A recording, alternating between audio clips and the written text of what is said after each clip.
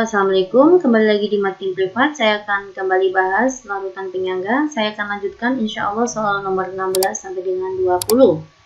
Suatu larutan penyangga terbentuk dari campuran NH3 200 ml dan O0,5 m HNO3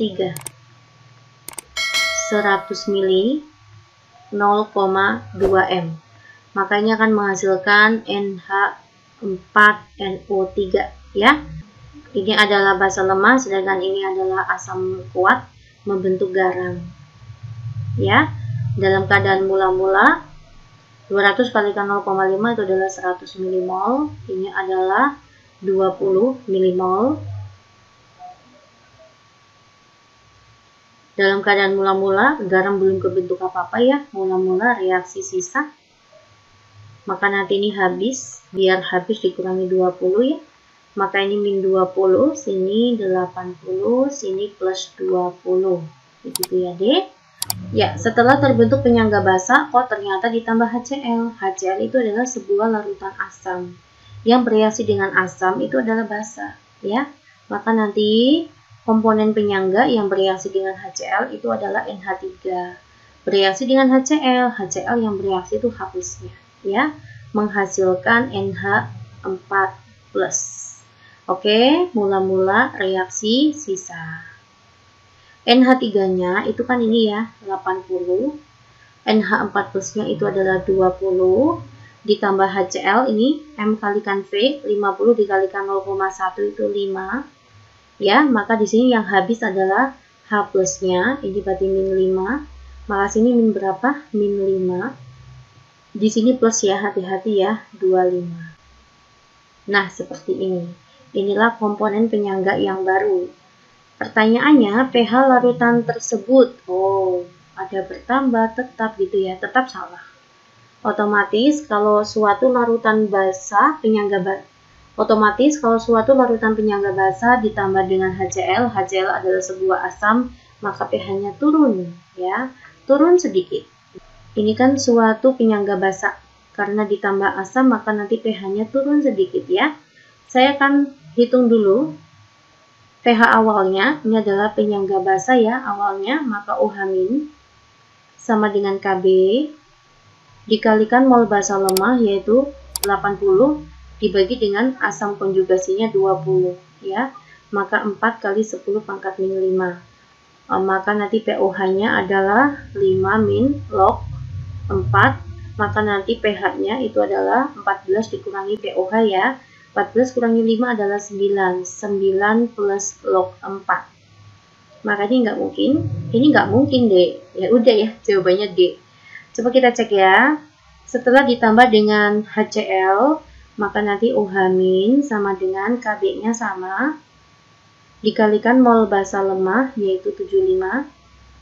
Dibagi dengan mol asam konjugasi 25 ya, 75 bagi 25 itu kan 3 ya, 3 kali 10 pangkat min 5. Oke, maka nanti pOH-nya itu adalah 5 min log 3, maka nanti pH-nya 14 dikurangi pOH, 14 kurangi 5, 9. 9 plus log 3 ya, kurang lebihnya jawabannya adalah D. Oke ya, semoga kalian semuanya paham. Nomor 17. Sebanyak 3,21 mg suatu garam amoniak ya. Jadi diketahui ada garam amoniak NH4X 3,21 mg. Ditambahkan ke dalam 300 ml amonium hidroksida 300 ml 0,2 m yang Kb-nya adalah 1 kali 10 pangkat min 5. Sehingga pH larutan berubah menjadi 9. Jadi ada amonium hidroksida, saya tambah dengan NH4X, itu pH-nya menjadi 9. Berarti ini membentuk penyangga basa ya, karena di dalamnya ada unsur basa lemah dengan garam. Penyangga apa? Penyangga basa. Rumusnya adalah OH- sama dengan Kb, dikalikan mol basa lemah, di sini mol basa lemahnya adalah NH4OH, dibagi dengan mol garamnya atau NH4X-nya ya. Kita belum tahu nih mol garamnya berapa. Nah, apabila pH-nya 9, maka nanti kan pOH-nya berapa, Dek? 14 kurangi 9 ya, 5. Maka nanti OH-nya itu adalah 1 kali 10 pangkat min 5. Saya masukkan ke perhitungan, 1 kali 10 pangkat min 5, KB-nya 1 kali 10 pangkat min 5, mol basa lemahnya itu adalah 300 dikalikan 0,2, itu adalah 60 ya. 60 milimol. Lah nanti ketemu deh molnya garamnya. NH4X. Nah, ini kan hilang ya, Dek ya. Maka ketemulah mol garam NH4X itu sebesar 60 milimol. Ya, selanjutnya kita akan mencari rumus. Apa sih rumusnya mol? Mol itu kan rumusnya gram dibagi dengan mr. Ya, maka nanti mr itu rumusnya adalah gram dibagi dengan mol. Di sini molnya berupa milimol ya. Nggak apa-apa sih 60 milimol.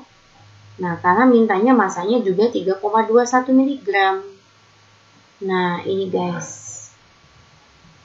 3,21 dibagi dengan 60 itu adalah 0,0535. Nah, itu saya agak ragu di sini ya. Ataukah mungkin ini adalah gram bukan miligram? Jika ini gram, berarti kan nanti ininya kita bikin mol. Begitu deh.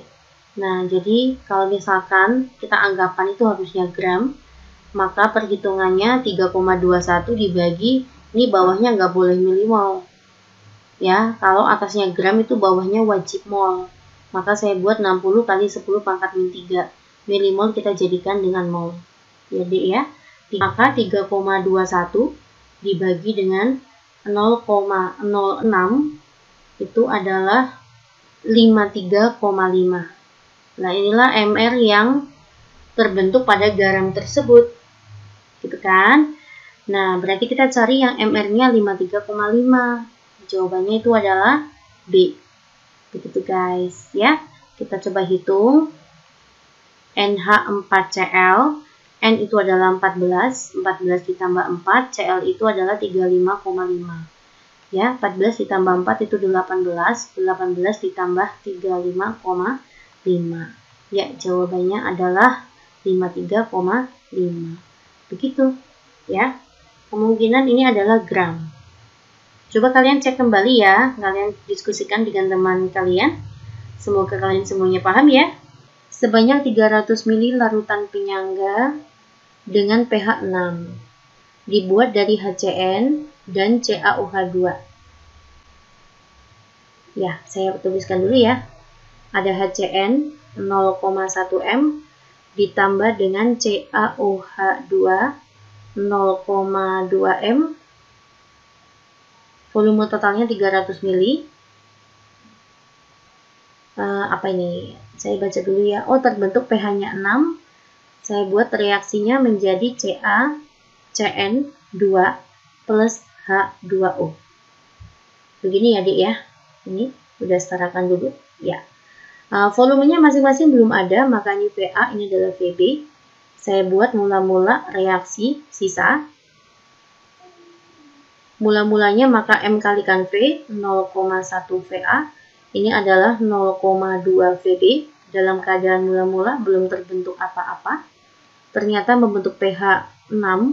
pH 6 itu adalah pH asam ya. Maka asam lemahnya nanti sisa, basa kuatnya nanti habis. Biar habis kan dikurangi 0,2 Pb. Nah, ini mol pembatasnya, Dek. Maka sini min berapa? Hati-hati ada koefisien 2/1 dikalikan 0,2. 0,4 Pb. Maka 0,1 Va min 0,4 Pb. Oke, maka sini plus berapa? 1/1 dikalikan 0,2. 0,2 Pb. Nah, seperti ini. Ya. Terus ternyata pH-nya 6 ya. Ya, kita masukkan ke rumus ya. Ya, karena ini penyangga asam, maka nanti H+ sama dengan Ka dikalikan mol asam lemahnya itu adalah HCN dibagi dengan mol basa konjugasinya yaitu Cn-. Oh, ternyata pH-nya 6, maka H+-nya adalah 10 pangkat min 6. Ya, Ka-nya berapa nih? Ka-nya di soal 4 kali 10 pangkat min 6. Mol asam lemahnya itu adalah 0,1 Va dikurangi 0,4 Vb. Mol basa konjugasinya berapa? Kita lihat di sini yuk. Kan Ca, Cn2 terion menjadi apa? Ca2 plus dan 2Cn-. Ternyata CaCN2 itu kan 0,2 Vb. Ya, ini ya. Berarti Cn-nya berapa? 2 per 1 dikalikan 0,2. 0,4 Vb. Nah, yang dipakai itu adalah 0,4 Vb. Hati-hati ya, ini hilang. Oke, ini berarti 0,4-nya ke sana ya. Maka nanti jadinya 0,4 Vd sama dengan, ini saya kalikan pelangi ya, Dek ya. 4 dikalikan ini, 4 dikalikan sini. Oke ya.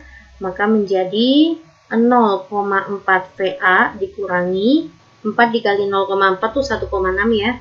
1,6 Vb. Oke, saya pindah ruaskan ke sana. 1,6 ditambah dengan 0,4 itu adalah 2 Vb sama dengan 0,4 Va. Nah, maka nanti Va per Vb, ini Vb-nya ke bawah, nanti ini 0,4-nya ke bawah sini. Maka 2 per 0,4. Atau saya kalikan 10 semua, maka 20 banding 4 ya. Saya bagi dengan 4. 5 banding 1. Inilah perbandingan Va banding Vb. Saya tuliskan di atas sini ya, Dek ya. Yuk. Maka nanti VA-nya berapa, Mbak? VA-nya itu adalah 5 per perbandingan total. Perbandingan totalnya itu 6. Dikali dengan volume totalnya itu 300 mili. Ya. 300 dibagi 6, 30 dibagi 6 kan 5 ya. 5 kalikan 5, 2, 5 tambahin 01. Ini VA-nya. Berarti Vb-nya berapa, Mbak? 1 per 6 dikalikan 300. Gitu ya. Atau 300 dikurangi 250. Itu kan sama aja. Ini 50. Nah, begitulah. 250 dan 50. Ya, kita masuk ke soal nomor 19. Ini sudah saya hitungkan ya, biar saya tidak terlalu panjang menjelaskannya. Di antara pasangan larutan berikut yang membentuk sistem penyangga paling stabil terhadap penambahan NaOH. Paling stabil itu artinya perubahan pH-nya itu yang paling sedikit ya.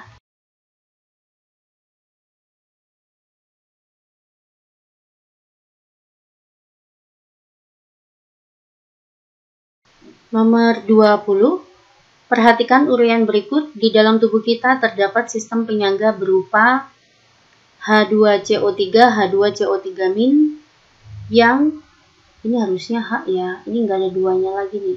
Harusnya HCO3- yang menjaga kestabilan pH darah relatif tetap pada kisaran 7,5 sampai 7,45. Komponen penyangga tersebut merupakan hasil metabolisme pernapasan berikut.